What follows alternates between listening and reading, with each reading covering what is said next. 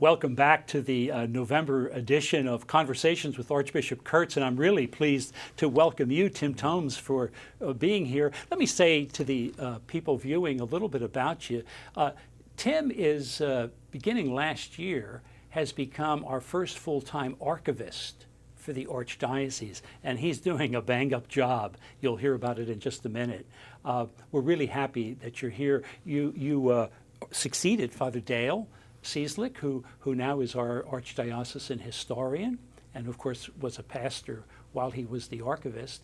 A member of the cathedral, Tim spent a good bit of time in Indiana, but across the river, but has been very much a member of the cathedral. And in fact, I think as I hear about some of your first works, it was with the cathedral heritage that you began the work as an archivist. And so I don't want to spend any more time introducing you, but simply to say, Tim, welcome, and please tell us a little bit about what drew you to your position and why you said yes to this new role as archivist.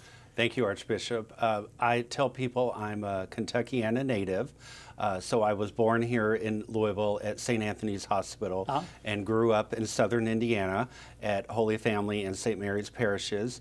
I attended college locally in New Albany with IUS, and it was actually during my time at IUS that led me to the cathedral, where I became a tour guide and eventually became the first intern for the Cathedral Heritage Foundation. Wow. And it was during that time that I worked with our church's archives and developed a love for it. Well, I got to tell you, that love shines through in all of the things you're doing. You've been the archivist now for a full year, although that's not your beginning association. But what has surprised you? What has delighted you? Tell us a little bit about what an archivist does. Well, although I've been in this role for a little over a year, I've kind of been working with it for about 25 years as a volunteer. And what has surprised me is that it's ever changing. Archives is not just old information. It is the preservation of information, but it is alive and changing. And every day that goes by, there's more information that must be preserved. So it's working with my colleagues in other dioceses to find out what they're doing to preserve their information and how can that relate here in Louisville. And especially given the fact that in 2008 we celebrated our 200th anniversary. We're among the oldest dioceses in the whole United States of America, so we got a lot to preserve. Yes. And I liked what you said, that it's a living movement, that there's new things being learned, and perhaps also as we learn about history, it's having an effect on the decisions and the lives we make today. I know of one big project that you were involved in, but you tell us, what were some of the things that you've done even in this first year? Well, the project you alluded to was the completion of the restoration of an 1824 painting that the Archdiocese owned through the cathedral. It's called The Three Marys here in Kentucky, and it was 10 feet wide by 8 feet tall. So it was a very large painting, and it had some damage, but we were able to repair it, and it is now on view at the Speed Art Museum, so everyone can see it there. Another project that we've been working on, which is very important, is the digitizing of our sacramental records. And this is one way that we will be able to share with the community our vast history.